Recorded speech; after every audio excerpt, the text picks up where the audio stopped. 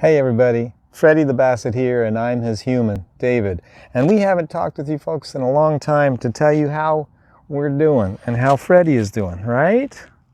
Yeah. So a little bit about his story that you may or may not know if you joined us recently.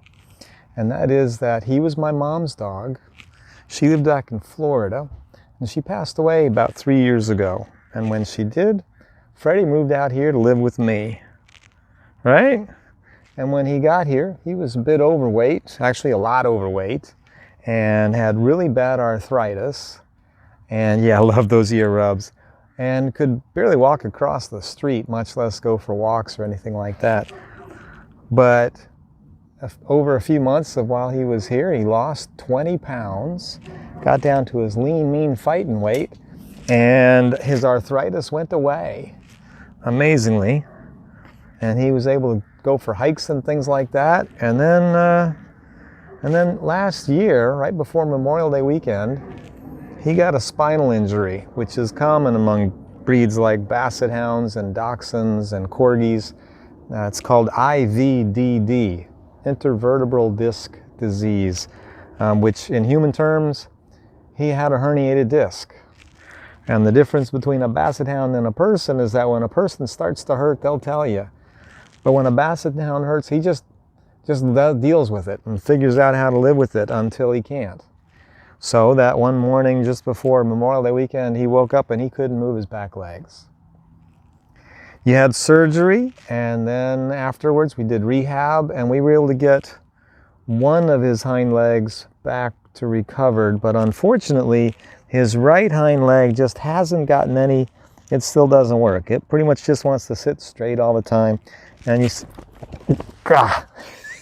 thank you, Freddy. And it just kind of flops there. So the nerve damage is what's going on there, that he doesn't have any way to control that leg, which means he can't walk, at least without help. And yeah, you might have seen three-legged dogs walk, but he's not a three-legged dog. And that extra leg just gets in the way because it doesn't work, right? So through all that, we've had to make some adaptations. Some of the things we've done is he's wearing his harness right now. You see he's got just the typical dog harness here up front, but then in back he's got this help him up harness. I forget what it's called, Cossack or something like that. And if I lift, you want to stand up? You want to show it off? Now when he's in the house, Freddy can just scoot around on his bum. He does, and he gets around pretty good, although he's starting to get some rug burns from scooting around all the time. But he gets around okay in the house. And we got to bring him out to go to the bathroom every few hours. So that's why I got the harness. It's easy for me to just carry him out. In fact, what I'll do is I'll pick him up by that and by the handle there. So that's how we get around. If we're going for walks and stuff like that, you've seen him more often than not in his wheelchair, which one of his wonderful followers right here locally was kind enough to donate for Freddy, and it has made all the difference. So I highly recommend that. They say that you don't want to use a wheelchair unless there's no chance of recovery, because then they become dependent on that. But we're not seeing any progress in all the physical therapy we did, so you get around pretty well with the wheelchair though, don't you? Yes. Yes. A few other interesting things. You know, now we've gone doing this for a whole year. And that means in the winter when it's cold, and in the summer when it's nice and sunny, it's okay. But in the winter, cold and wet, rainy, that we figured something else out. We figured out how to use the shower in the master bedroom, in the master bathroom, as his bathroom. That's right. Maybe I'll get you a picture of that and show you how you use that bathroom, huh? So he's got a little toilet seat, and the nice thing about that is I don't even have to come outside to take him out to go to the bathroom. It's like, yeah, it makes a lot of sense, actually. It makes it easy. But Freddy just turned 15. Memorial Day weekend, actually, is his birthday. So a lot of things happen on Memorial Day weekend, right? Yeah? You got anything you want to add to that? Did you have a good birthday party?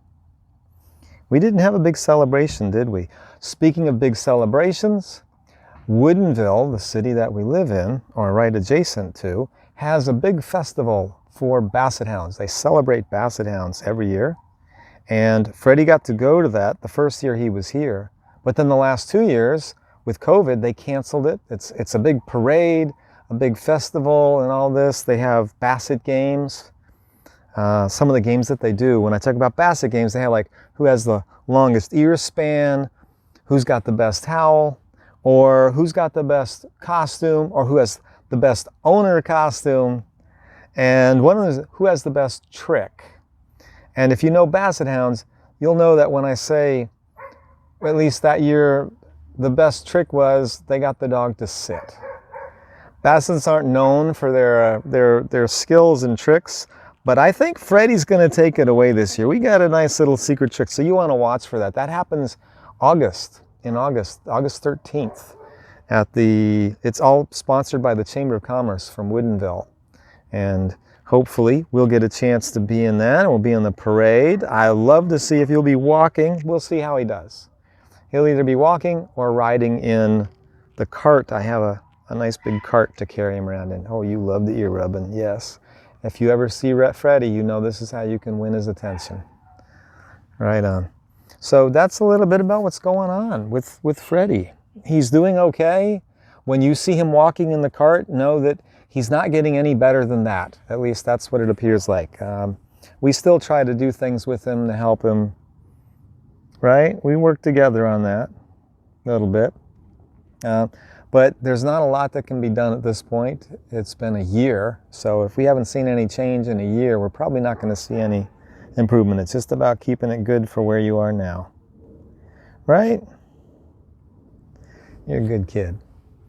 Everybody needs a Basset, don't they? So that's our story for now, and we'll catch up again soon. Cheers. And while you're here, you know, most of my videos I don't post on YouTube. It's just a little easier to post it all on Facebook and on Instagram. But I do invite you to come and like and follow our YouTube channel. And I can post a little bit longer videos here and a little more details like this video right now. Cheers.